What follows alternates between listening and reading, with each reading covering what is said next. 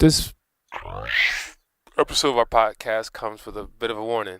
Yes. Hez was high. Hi. And he wanted to try something different. So instead of mixing this just like an ordinary podcast, think of it as a long interlude from Prince Paul. Do not attempt to adjust your stereo. This episode is dedicated to the hardcore! To the native tongues engineers, Prince Paul and Bob Power.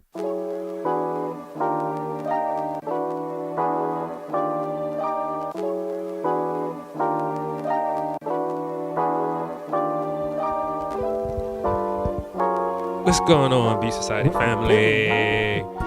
Welcome to Beat Society Podcast, episode 27? 26? 27. 27. Oh, shit. I'm forgetting. 2 plus 7 is 9. 2 plus 7 is... So we do the math on that, God. You know what I'm saying? Yes, sir. But you know how we do, Has, before we start. How do we do this, man? Any episode. How do we do it? We just want to stop. Stop it.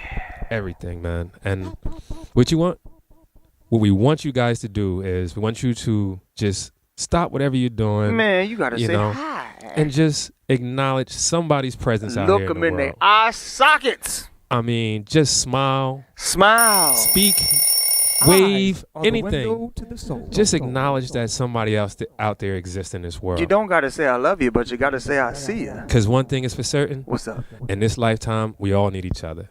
Welcome to Beat Society Podcast. Today's episode is scored by Rolled Gold. Follow him on Instagram at Rolled Gold Beats. And today's episode is dedicated to native tongue.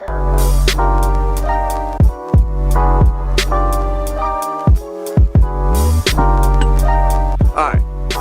What's going on, Beat Society family? Yeah, man. We got a treat for you guys today. This is going to be the first time we've done this. We have actually two guests. Two artists, yep. The fates just kind of brought it this way. Tonight here in Philly at Milk Boy, we got a dope performance with the brother Blu from LA and Mickey Factz from Bronx. You know what I'm saying? Yeah. So what's going on, fellas? Yeah, chilling. Thanks for coming through. We know time is limited, but you know what? We just gonna get into it a little. So Let's have fun, man. Let's have fun. So I mean, shit. Just before we even got in these mics, you know, we just shooting around, just talking shit and everything. You know, and we trying to just give y'all a perspective of who we are and what we do. But first, let's go to you, Blu. Yeah. So LA native, right? Yup, LA born and raised. So we always do this with every guest. Tell us the first time that, as a child, you recognized hip hop. I mean, in any form, man. whether it was b-boying, graph, just Fat Boys from what was the movie? Disorderlies. What is it, Disorderlies or the Crush Groove? Yeah, Crush Groove. I saw the Fat Boys beatboxing, and that just set my whole shit off. Yeah, I love it. Fat Boys are back tape, everything, all that shit. Yeah. All right, Mickey, same question, man. Like, the first time, you know, as a kid, you saw it, whether it was, like I said, b-boying, graph, MCing, whatever, man. Like, the first time you saw it, he was like, yo, this is something, you know? I mean, it might have been graph because I'm in New York City, right? So the trains was covered in graffiti. So I think from a subconscious level, it might have been graph, right? But from a hip hop level, where I know my conscious, what made me start was Big Daddy Kane, Ain't No Half Steppin', the final version. Just hearing it and playing it, making them sound like a chipmunk, and then my cousin like, yo, you bugging, don't listen to it like that, listen to it like this. And that was my first hip hop experience consciously. You flip that joint to 45, you turn Ain't No Half Steppin' into Big Daddy Kane Raw. Yeah. I wanted to sound like Raw. All right, so from that point, when did you find that this was something that you wanted to do?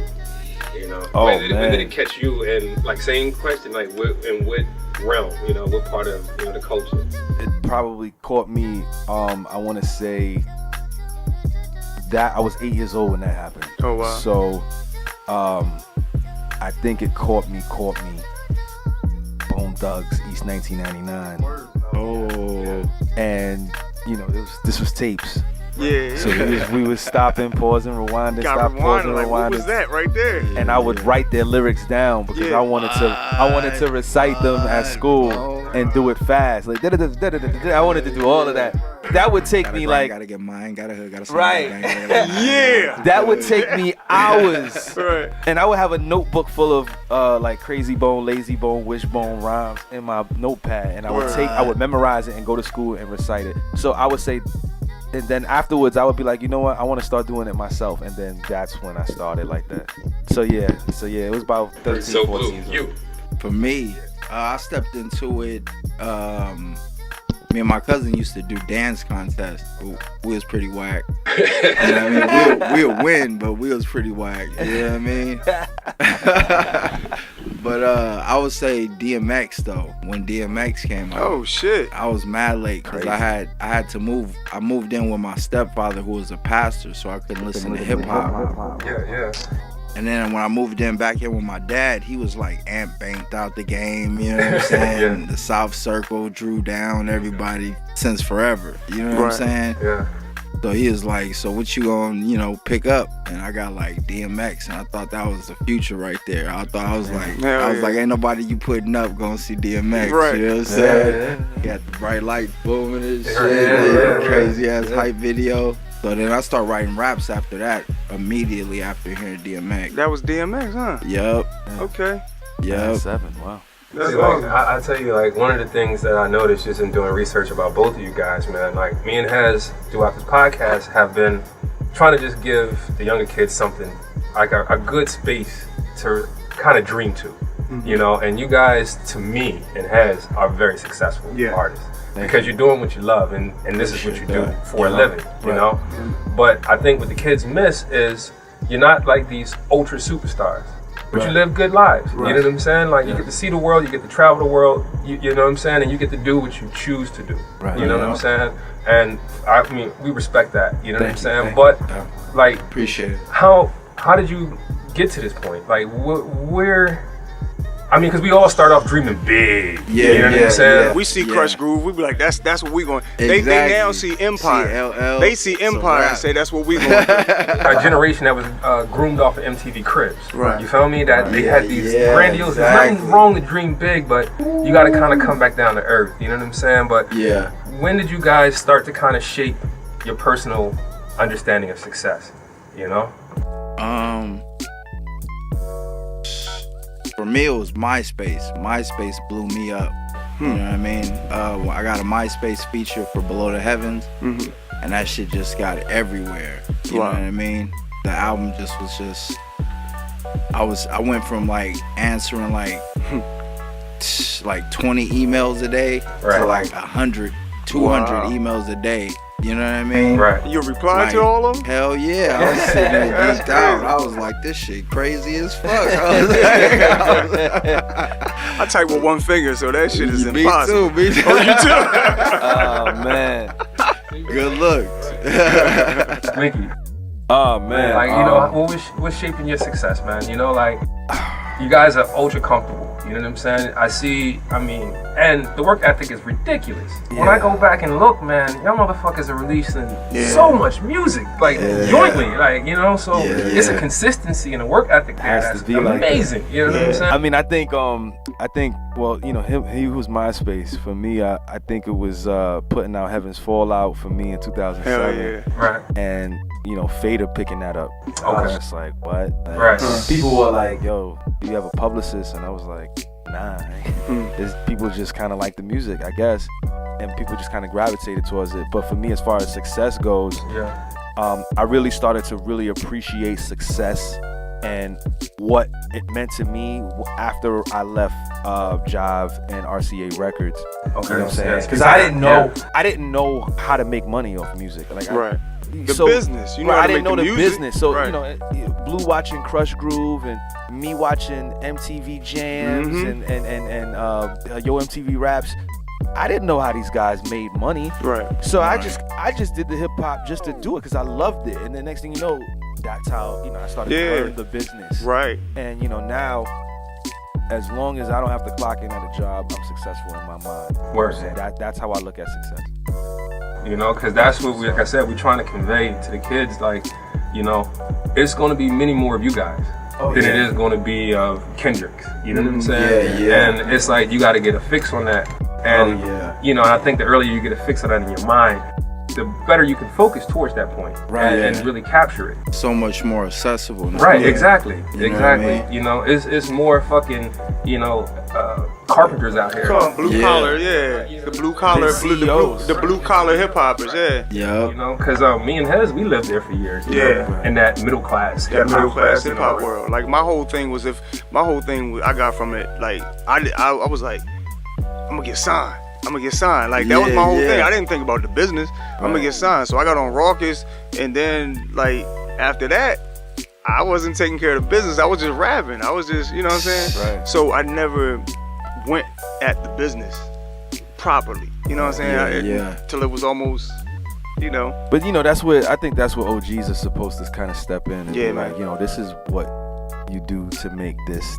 I mentor like 10 to 15 Me guys. too, man. Now, and because you learn it my way or the hard way. You know, you're right, and I feel like as African Americans, man, we need to give back a little bit more, man. Like just because I came in the game blind, like a lot of the decisions that I made, I wouldn't have made if I would have had an OG like, don't do this, or go with your gut instead of going with your heart and your mind. Go with your gut, because at least if you go with your gut, you know you have to live whatever decision you make. Right, and at least it was yours. You know what I'm saying? Not to, you know, I can live with that. If I make a mistake and it was my mistake, cool. But if I'm, like you said, if I'm making decisions based on other bullshit, then you feel like a sucker in the end when it don't come back your way. You know what I'm saying?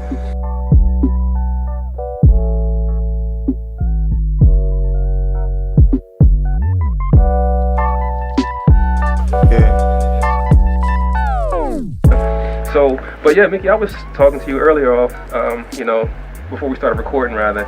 And like I said, I was on your webpage, man, and I saw something about your travels or your trials with veganism. You know what I'm saying? Let's speak on that for me for a minute, man. Okay, me and my wife, we was watching What the Health one day, and she was like, yo, this is dope, I want to do it. Oh, it was the Netflix special. Yo, we Netflix addicts, man. Nice. So we was like, yo, she was like, I want to do that. I was like, man, let's do it for a month. We can do it now. What's up? Right? So we kind of did it cold turkey, and no pun intended. And it was just like, and you know, for in terms of, you know, the intuition, I think the intuition came from a standpoint of I can't just eat anything I want when I'm out.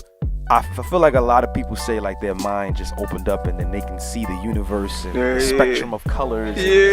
Nah, man, it was just like I need to be able to prepare my mind and my body to eat in different times of the day, and that takes survival skills. So that is intuition in some aspects, because you know in New York City, you know, you can get anything anywhere. If I want a banana, I go to the corner store and get a banana. I want some nuts. But if you in like Iowa, that's right, it's rough. Yeah, you know what I mean? I don't know how you're gonna be a vegan, you know. So that was my experience with it, you know, essentially. Because I would travel with the Roots during the '90s, you know, and they were all vegans at the time. And this was early 2000s, so you didn't have no Whole Foods. It was a Whole Foods in like San Francisco and New York, you know. So once you hit the mid, you know, it was like of course. You know, and my man Blue, he a Presbyterian right now. Oh right, yeah. You know what I'm saying? Good on like Blue.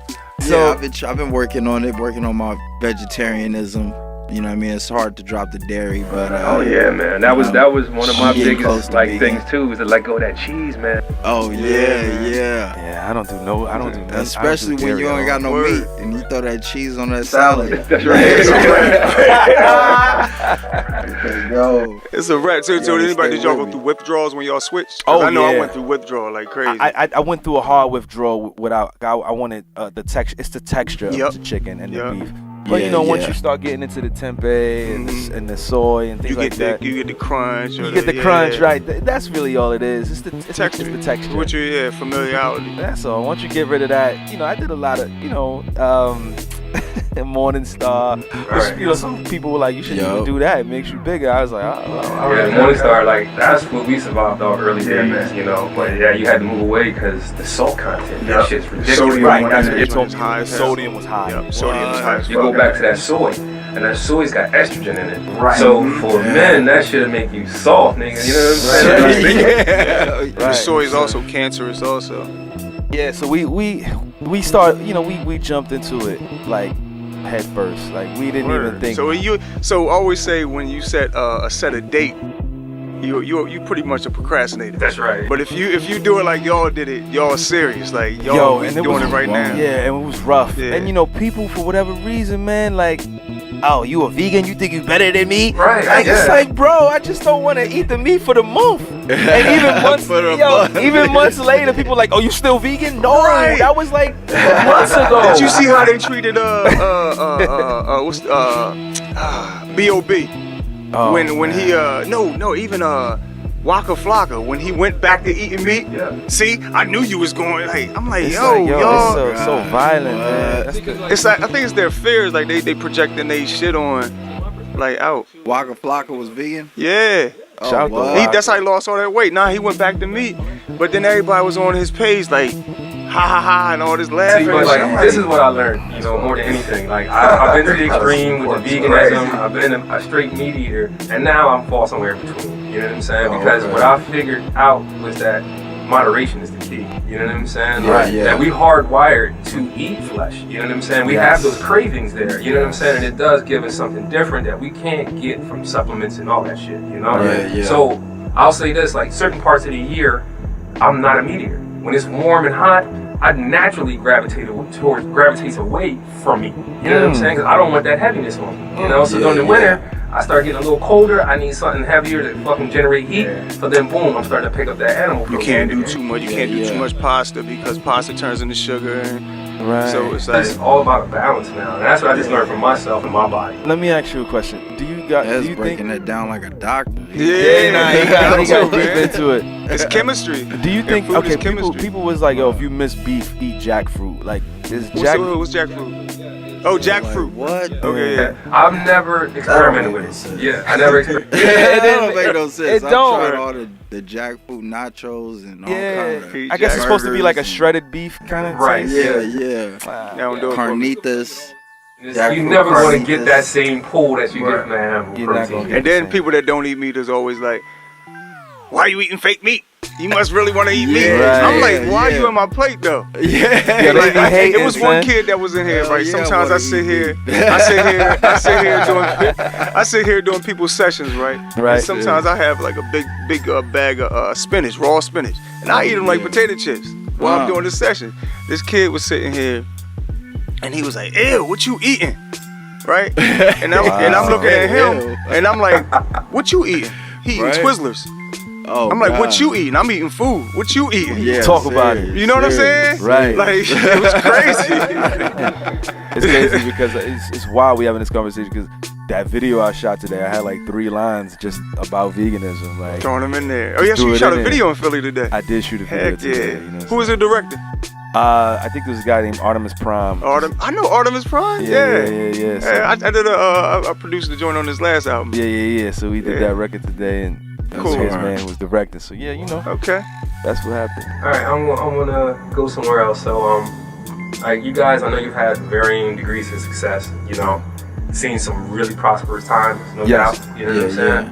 So, how did you challenge yourself from getting caught up, or did you get caught up?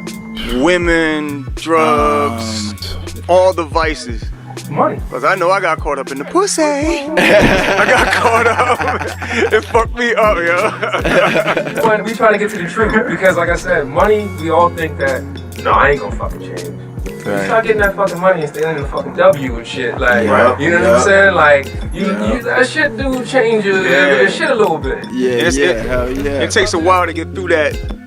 It's hard for me. I'm on that. I'm going down the pyramid. You know what I'm saying? I'm walking down the pyramid. You know what I mean? It was fun walking up. Right. But now it's like the maturity level. You know what I mean? Yeah, cause you hit that level now. You gotta man up. You know what Yeah. I mean? All them girls ain't gonna be running after you like they was in their 20s. You know what I'm saying? Right. Yeah. So as times change. You know what I mean? You just gotta pick it up. But we gotta change it to like where the jazz heads. Yeah. The jazz heads stayed in the game forever. They didn't get booted out the game. They wasn't one hit wonders and shit. You know what I'm saying? You know that was Exactly, You know what I'm saying? exactly. There's no reason for you to go. Yeah, exactly. Right, you get better, like the we are like jazz artists. We're like I always say hip hop is like inverted jazz. Yeah. You know what I'm saying? Whereas the rapper was the rapper is the drum. Like as a singer is the horn or the guitar, because they and stuff like that. Rapper is the drum. You know what I'm saying? So I always looked at hip hop as inverted jazz. Like the drummer became the front, but we're scatting with words. You know what I'm saying? We're drumming with words. You know what I'm saying? Yeah. So I always looked at hip hop like inverted jazz, and I'm like, people that didn't understand hip hop was listening to it wrong. That didn't understand hip hop. Oh, that ain't music. I'm like, nah, it's like it's mad intelligent. Like I mean, but I don't know what that is about our culture that it's like we age out. You know what I'm saying? Hip hop's want to age you out. Something wrong with you. It's a young culture. It's always been a young culture since the beginning of it. It started from the streets of a young population who was tired of what was going on. But so was rock. Yeah, but so it was inevitable that we were going to get older. Yeah. But I feel like white people just appreciate older shit, and black people want to remain young, man. Like that's just the thing. Black people want to stay young, and we enjoy our youth so much. And I think that's why a lot of times black men get married later on in life. Like, cause they wanna keep partying, they wanna keep having women after women. I'm turning 46. I just settled down with my childhood friend that I was fucking like with, like 16. Like, you know what I'm saying? I just settled down with her. Like, yo, ain't nobody better than her. Right, and then you gotta consider. White people, they get that out they system in college. Right. College is where they get it out. Yeah. Black people get it out. Black men, we get it right. Black men, but that's because they be having orgies and all kind. But black men, we get it out in our late 30s, 40s. That's the truth. And and it's a shame, but that's just what it is. Patrice O'Neal say you can't trust in a man that never womanized. Like, Don't let that one get back on. They say it in the Bible, sow your royal oats. It's the same thing. You know what I'm saying? I mean, for me, like, so like I said, how did you keep your head level? Did you keep your head level? Did you get caught up? We was young. Oh no, he he's still with his lady trying to. We was young in the game. Now listen, I mean, I'm married now. She I'm 3 years next week. Hey, and congratulations. Thank you. I mean, I feel like, we was young. We ain't have no OGs. I gotta keep blaming the OGs. You know what I'm saying? Because you get in the game and it's just like Disney World for adults. It is definitely for artists. It ain't no joke. Like everything is handed to you. We go, and Blue can attest to this. You get on stage, niggas wanna pass you weed while you rapping. Yeah. Why you rapping? You know what I'm saying? Backstage, nigga, you smoke this. Iowa. You know what I'm saying? Nigga, you drink? We got bottles of liquor. Nigga, you want some pussy? We got the pussy coming to you. It comes to you. We deliver it. Cologne, Germany. I'm backstage. We rocking. It's a festival. You know how they got the showers backstage. Summertime is hot as shit. We sweating on stage. Yeah. I jump off stage, jump in the shower. 2 Pamela Anderson joints just start sucking me off in the shower. That's how it in Europe. You can forget about it. You can forget about it. But that's what it's. That I got caught up in that. Yeah. And honestly, it all ties back to. I feel like what Blue said, walking down the pyramid. When I left RCA, and it came to the reality that this might be the last time that I've gotten to that peak. Then I have to do everything. I have to have a more mature mind if I want to continue this path that I'm on. So what did you do? What did y'all? Because then, this is like what 2006, 2000. What year was this? Well, me leaving RCA was 2012. 2012. I left RCA in 2012. So this is still like this is still like the download era. Damn, I left Warner. This is still the download era. Yeah, this is before streaming. Right. There was no Spotify at this time. So how did you maneuver through the download era? Because that was a fucking dark era. Like 2013. Labels crashed. Independent labels crashed. Yeah. Like. For me, I lived off of my fan base. Yeah. Like it was a lot of support from them. I did Kickstarters. I did features. So I guess social media helped you a lot. And my publishing. Connect, Social media saved me and saved my life with my fan base. And I think the type of music Blue and I create is for the soul, it's for your heart, it's for your mind. So we're not giving you the club stuff, which is a weekend kind of thing. We're giving you life lessons, and that just kind of, that's gonna always be there no matter what. You know what I mean? I mean, I see that though, Blue, just in even the titles of your albums and shit. You know what I'm saying? I see a different, like a level of Jesus. Yeah. Yeah. You know what I'm saying? It's like seeing yourself just differently in this world, man. You know what I'm saying? Yeah, like, definitely. You know, I like I said, once again, I appreciate that shit. You know what I'm saying? I appreciate it. It's like, where else am I gonna get it from? I'm not listening to Christian hip hop because it's just too, you know, biased. Yes. You know what I mean? So I look for it in like my peers like De La Soul and Blu and Mickey Factz, like and Fonte, and you know, honest perspective on spirituality. You know what I'm saying? Like, you know, it's not a sugar-coated thing where it's like, oh, you got to be this or that. It's just like, one thing I learned in hip-hop, be yourself. What it is. Be yourself. Be yourself. Yo, it's this Tribe Called Quest verse. We can drop it right here. But now the night is on the mind. As for me, I'm a nocturnal animal. God concentrates on a young black man who makes a nigga speaker shake. The nighttime is busy. It's word to Aunt Kizzy. It's the time we get down. Yo, son, you know the sound. The flavor's on the top with the rugged beat to back it. The night makes the aura and the J can't hack it. The way the moon dangles in the midnight sky and the stars dance around. Hey, yo, I think this fly. Intensity. Most rappers don't see it. Spirit-wise, musically, you gotta be it. Serenity, a silence of the sounds and emotions in the concrete jungle when the sun don't. But yeah, just be yourself. Like, that's it. You know, put it in there. Be yourself. That's the one thing it's taught me, and that's been the key to my spiritual growth. You know what I'm saying? That's it. You know. Yep. Yeah, man. Shit, like what song hit you? Are there any hip hop songs that hit you guys from a spiritual point that like influence that hit you, like made you cry? What was the first hip hop song that made you cry? Cry or like spiritually? Just feel like, spiritual. Yeah, like the one that really was like, fuck. You know, it just made you just your shit fire differently. You know? Why is that? Yeah. Why is that? Why is that? And fourth quarter, I think it's called fourth quarter free throws or something, off that KRS-One album, where he rhymed over the De La beat. Yeah. Oh my God. What was called? How did the rhyme start? Because I know the rhyme once he. Oh, I don't even know. Okay. I don't even I know that rhyme. I just started sitting with that one like 2 years ago, and I was like, what? Yeah, what? man. Yeah, Chris always. I was like, how about you, Mickey? That one song, or maybe two songs that really just like it just made you fire differently, made your heart feel differently about if I'm gonna be all the way honest, it was Below the Heavens. The word. The song. What? Son, that song is incredible. Like I just said the same son, thing. That's like I don't think you understand. Like I've played that song so much, dog. Just the song. Like I mean, the album is incredible, but that song at the end of the album. Good look. Unbelievable. That was like a spiritual. Everything up. You know what I'm saying? Like because he went through the whole. We all on this thing right now, but we it's like how you went through the whole album and then like it summed everything the fuck up. Right. It was like the light at the end of the tunnel. Like that. It was beautiful. Perfect production. Everything he was saying. Because I relate to it. Like I'm a church kid too. You know what I'm saying? So, but I love hip hop. So everything he was saying was like, oh man, this is crazy. You know. So that was actually the first song that hit me on a spiritual level. That's crazy. Yeah, man. That's awesome. That's deep.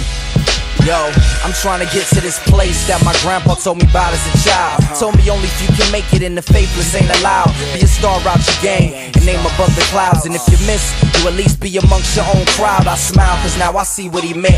I see it in the eyes of mothers when they uncover their sins and repent. Getting closer to Jehovah on they oldies bent.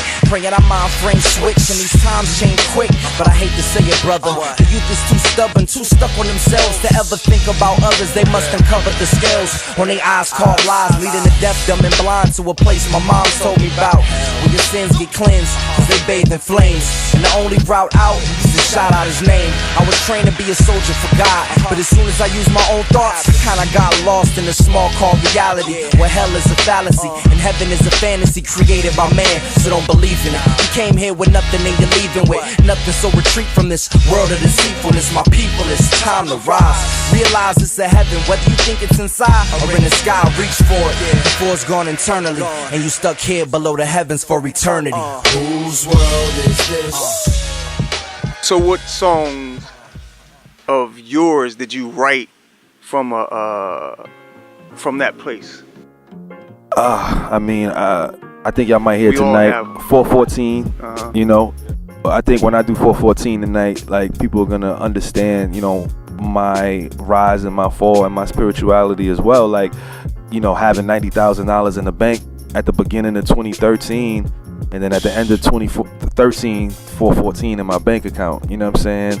So like, and I think a lot Did of you say times 414 meaning 414? $4.14. Real shit. Way, And that's good that my you sharing this nigga. shit. Like, And, they you need know- to hear this shit. Like, All your dreams, all it means is a couple hundred words can change a man's outlook. Go from unemployed to dreaming about how the house look. Concrete floors got it looking like a loft. 2013, man, I couldn't buy a boss. 2 years later, now I'm looking like a boss at the dealership, saying I look good inside a Porsche. 2-seater, a few visas, new Caesar, ruler and haircut, true leader. Got them sick to their stomach, now that's the flu fever. Going over my words, they all proofreaders. Lesson learned without a school teacher. Paying Paul before I knew Peter. Expressionism, scribes for my supporters. I'm hoping the letters hit them. Praying Loretta feel them. Lauren getting older, I'm hoping to give her wisdom. She better listen. Blank canvas on the wall, my television. It's knocks in my heart, these words are in the prison. Reflect the prison. I had 414 in my bank account. Same time in the morning, I had to think it out. Same number of words I used to paint it out. 414. You know, I had 90 in the bank, you know, and it was, you know, I paid my rent for the year and still had 90 in the bank. Yeah. I did that But- too. I paid my rent for a whole year. Yeah, you know, so Yeah. like, and it felt good, you know, hey, it's 12, Yeah. you know, that's, you can hold that. And, Yeah. and then at the end of the year, I didn't do no work. I thought I was always just gonna make money. Thought this was always going to It's happen. always gonna be These there. checks are always coming. These man. checks are always gonna come in. That's what I These thought, people- too. And I didn't have to do anything, Yeah. and that's what happened. I got down to 414, and that was a low. And when, you know, no matter what city I go to, I perform that record. It touches people like here, you know what I'm saying? The same way Below the Heavens touched Yeah. me here, you know what I mean? Yeah. So like, I feel like that is what people need from Yeah. us, to give the honest, real truth Damn, within and that's music. the song that everybody, that song I got with Bilal, Looking Up. I said when I was suicidal, 15, staring down my father's rightful burrow and all that shit. Like, that's the one that everybody Yeah. connects to. That's crazy.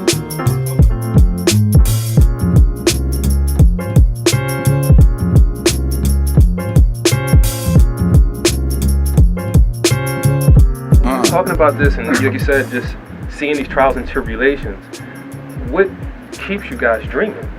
What keeps you like, you know, Yeah, you gotta baby. keep dreaming to keep You gotta going out stay on the road, woke, and, man. you know, how do you stay motivated? You know what I'm You saying? just gotta be woke. You gotta stay woke. I don't know what it is about people who don't want to be woke. Yeah. You know what I'm saying? But once you woke, you know your job. You know I'll what I'm say saying? this, I kind of have a theory about that. Like, people don't want the responsibility. Yeah, You know what I'm yeah, saying? Because yeah. when you have to wake up and look and claim shit, you have to take responsibility for yourself. Yep. You know what I'm Yeah. saying? And that's one thing most people don't want to do. That's why people love religion. You understand me? Because a lot of religions have a back door. Oh, Yeah, they had a You know what I'm loophole. saying? It's a Yeah, it's a loophole. Like, it ain't loophole, me, yeah. it's the devil. Yeah, it's the devil. Yeah. You sin, you can go get repented for your sins. Yeah. You can get for, but in spirituality, ain't no loophole. Karma gonna get you. Yeah. You know what I'm saying? Like, Yeah. So I think that's my theory on it. You know, why it's hard I for hear people that. to wake up. yeah, Yeah. ain't no loopholes. I in mean, my spirituality. motivation is definitely my wife. Like, I look over and be like, all right, I gotta go harder today. I gotta go even harder. I gotta go harder. And I feel like a lot of men look either to their partner or to their kids. You know, their kids Yeah. is their motivation. I don't have children yet, so my wife is like, she's my motivation. You know what I mean? She I can pushes me. kind of relate to that.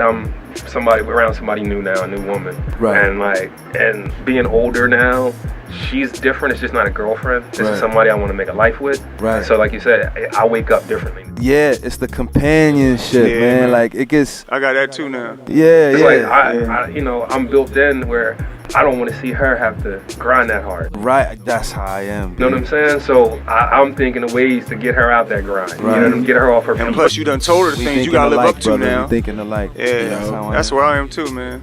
Sure, you know. It gives us purpose. Like it gives us purpose. Yeah. It's like like we buying a house next year, and for us, like it's a big step for us, because she's not working right now. She's trying to be an author. So I'm just doing dope. everything. You know what I'm saying? So it's like feed her dream. Right, because nobody did that for me. Like I had to do that with my team. We just made it work. You know what I'm saying? So it's like, all right, let me go harder, man. Like I can do it.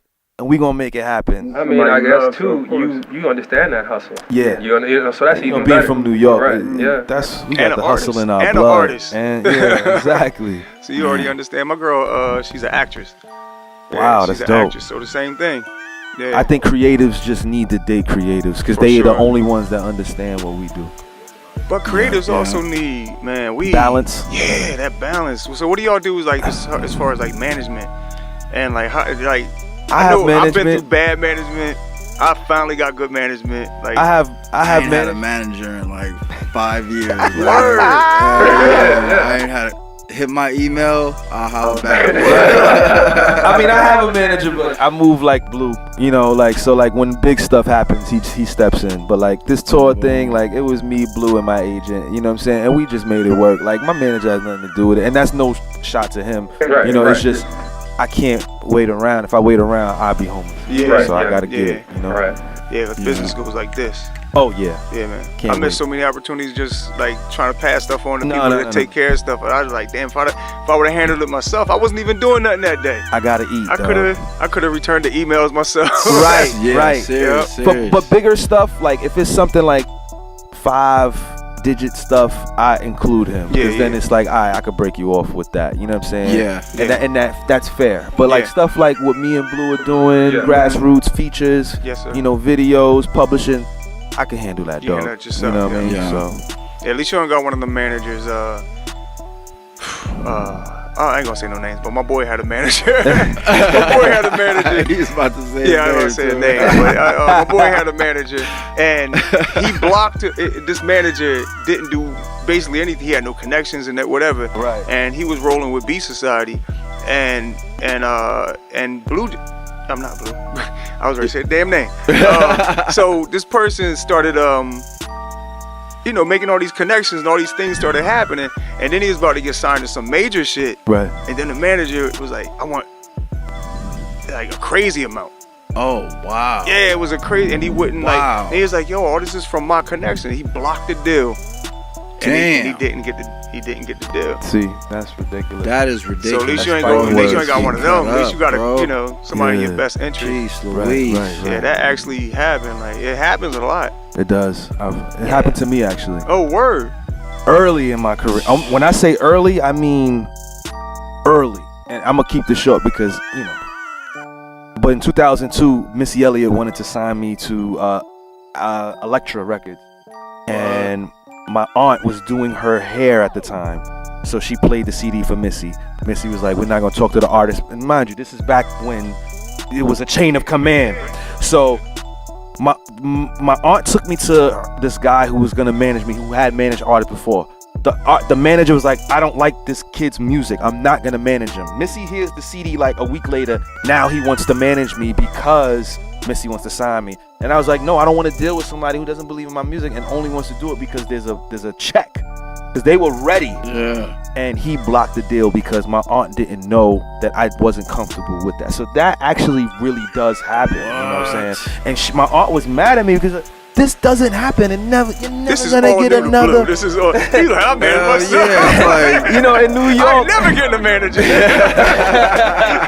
You know what I'm saying? But this was new. Like this was new. She was like, "You're never gonna get another opportunity like that again." And then 6-7 years later, another record deal. You know what I'm saying? So you just gotta stay at it. You know what I'm saying? Everything happens for me. Right now, like, what's you guys main way to the money? Like you said, you didn't know how to get to the money initially. Now you guys are comfortable. You're businessmen. Yes. Right. So how are you getting to this bread now? And like I said, this question's for the young kids because, Right. like you said, you didn't know how to get the money, like how to get to it. The bread is there. Yeah, If you man. have talent, you perform, you're gonna get bread. You put out music, you're gonna get some bread. You know what I mean? You do what? Features, collabs, you know what I'm saying? You tour, you're gonna get your bread. But if you're not after your bread, you know what I mean?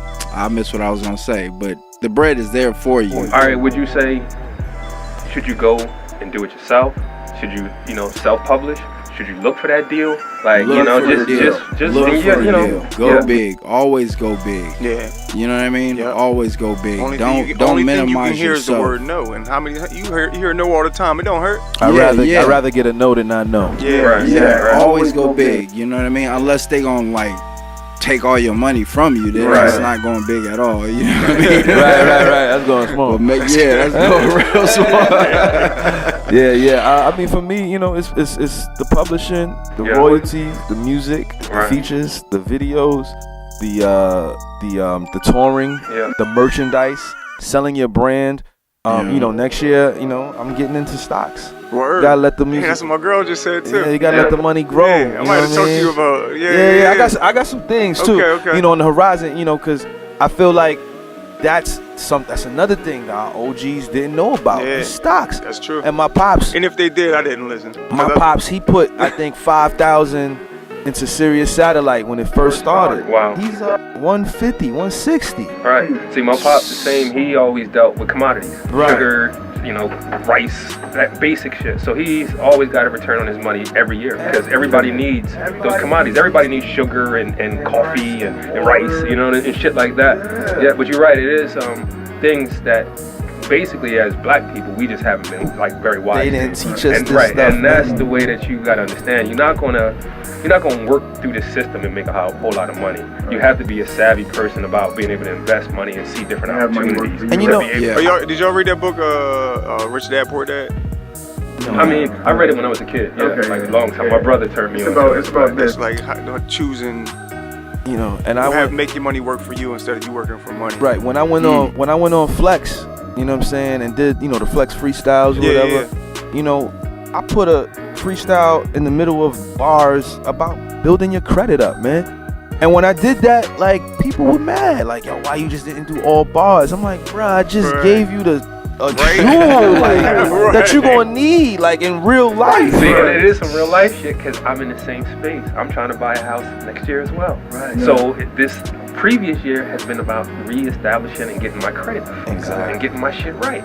You know what I'm saying? Because when you a kid, you like, man, fuck it, whatever. I'm gonna get fly with this credit card. Right. And you're like, and I'll deal with that later. Now later has come. You know what I'm saying? And you gotta deal with that shit. Honestly, all of us, we should be on our second house right now. Yeah, for sure. We should be. Yeah. You know what You're I mean? right. Because we should be flipping it. And it's not to knock any other races, but Jews, they flip houses all the time. What Jay-Z said? Too. What Jay-Z said? I came up in the construction industry and I just didn't do it. Right. It was the opportunities were there. I was young, and was making money and was just dicking off. Yeah, just I mean, like you said, just dicking off, man. I was a conscious rapper that was a construction worker before my that was going to the strip club every night. Oh, see, I was a strip that club was something dude. I didn't do. I never got the just throwing concept. my money, I never got the dumbass. Listen, I never got the concept of that. Even when RCA I was addicted tried to to send me to the strip club with a bunch of ones, I would take half of that and pocket it and then throw the rest. There's no way I'm just giving all of this money to you. Like, are you I was crazy? friends with all the strippers and everything. I couldn't do it, man. I'm depositing those ones. My weakness was traveling and clothes. That's how me and Petey Crack that was my shit. Like, Petey walked in the strip club. I was in the strip club. And I was buying clothes and like that was my weakness. I was in the strip club with a dashiki on, and Petey walked in. What you doing here? And that's how me and Petey. Right. I mean, but now that door makes more sense. It makes sense. That shit crazy. Now the door makes sense. Now the door makes sense. I'm You gotta get the album though. Yeah, Mr. Conscious Porn. Hezekiah Porn. Yeah. I love it.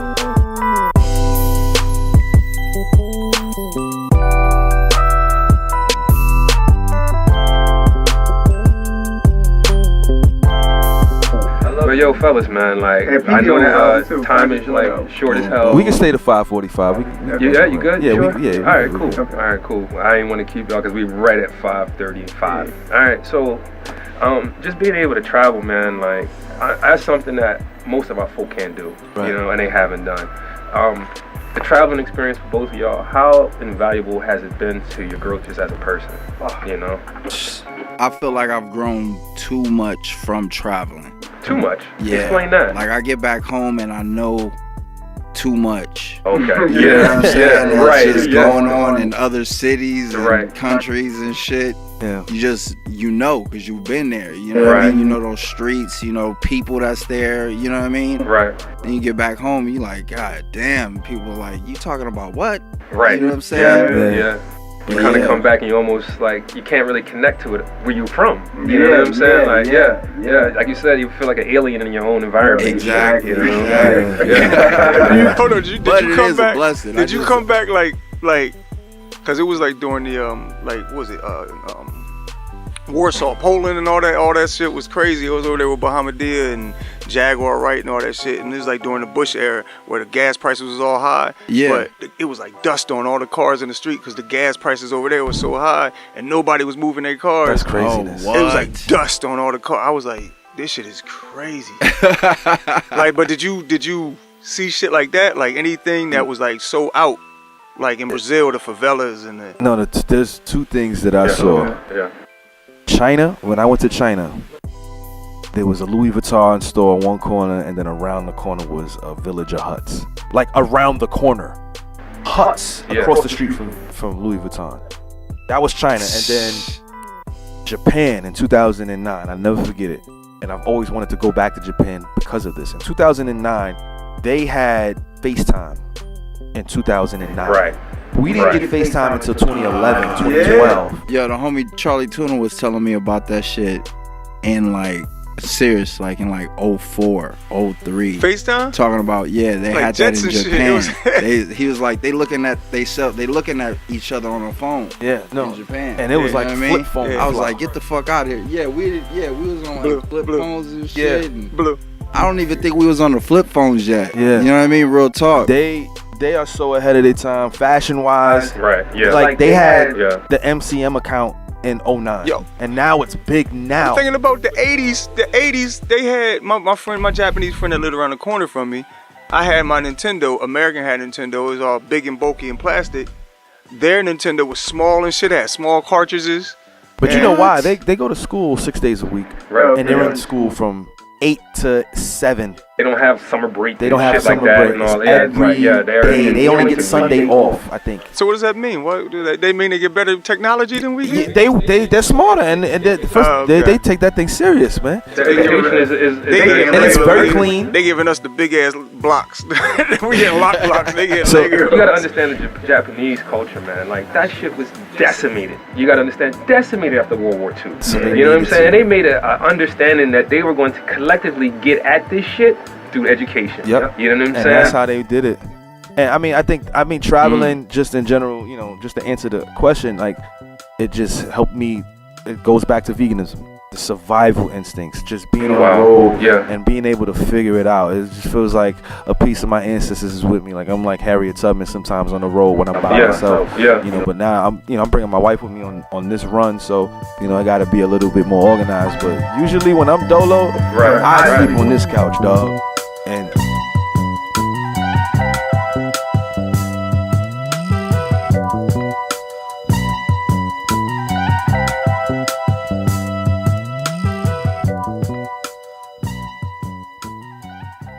but yeah, man, y'all gotta check this show out, The Therapist, on Viceland. It's a real like this brother, this elder man. It's something with him, man. And everybody comes on, you know, and they got their hip hop, you know, bravado on, and they're like, you know, OT and Genesis, on there, and Young M.A., you know, and he sit down and just start talking. He basically humanizes rappers. And by the halfway through, you see him just break down, boom, and they just start talking, you know, and just really start getting at it, you know. But like Freddie Gibbs, he said it the best, you know, at the end of his interview with The Therapist. He was like, I'm glad you was black. You know. Wait, who said this? Freddie Gibbs. Oh, okay. He was like, if you wasn't black, I would never talk to you like this. Yeah. Wow. It's good, man. You know. Yeah. So I was saying that I was bringing him up because he had Prodigy on there. And Prodigy's last interview was with him, and Prodigy was breaking down the black man's diet, and it's just like the stuff that he pulls out of people. You know, that's what's influencing us for this podcast too. Right. Also, like the therapists and stuff right, like just that. to be able to get at, you know, our artists, the people that we respect, and being able to give a different perspective to the youth. You know what I'm saying? That's love. This shit ain't a game. This You shit know ain't what no I'm saying? game. We Like gotta this let shit you know is it's heavy. not a game, man. It's not all. Right, this shit is about economics. It's about your growth as a person, as a human, and you know, and about economics. Yep. You said that was on Vice TV? Yeah, Vice. Yeah, I forgot about Yeah, Vice. we'll- I we'll- gotta go cop Vice when I get back home. We'll try to check that out on the road too. We'll look that up. You know what I mean? Definitely. Yo, brothers, man, this time has been invaluable. Yeah, yeah. Yeah, I know y'all got a show We tonight. appreciate I hope we we gonna see y'all come out out. tonight. Yeah. You know what I'm saying? Yeah. Milk Boy, you know, show up. Doors open at 8. So, you know what I mean? plug your latest project, Blue. I got a couple projects: Blue and Exile in the Beginning, Blue and Knots, Gods in the Spirit, Titans in the Flesh, and also Blue and Shafiq, The Blueprint. Oh Check out shit, for all Blue and those. Shafiq. God damn. Fire. I got Mickey Shafiq Factz. record right in the booth, right up there on the wall. Yeah. The Achievement is out right now. The deluxe version, obviously got Blue on there, and it's produced all by Knots. I Said Joe, the mixtape is out right now, and next year we got Enigma, which is an EP I'm putting out, Boom. and you know more secrets and stuff that's gonna be That's dropping. what's up. I can't Yo, one release this thing shit. I liked about both of y'all, I like that you do projects just with one producer. Yeah, Mhm. You know what I'm saying? I love that shit. I love that shit because like that was something that was really a part of how we grew up. One producer, one MC, Yeah. boom, you know. Yeah. And I like the variety, but it's something different when you can just keep this one Zone in, cohesive sound and yeah. lock in with each other. Yeah, You know, yeah, give yeah. thanks for that, brothers. Thank you Once very again, much. we'll see y'all later tonight. Yes, Thanks sir. for coming Yo. through, man. Like, Appreciate it, guys. Peace.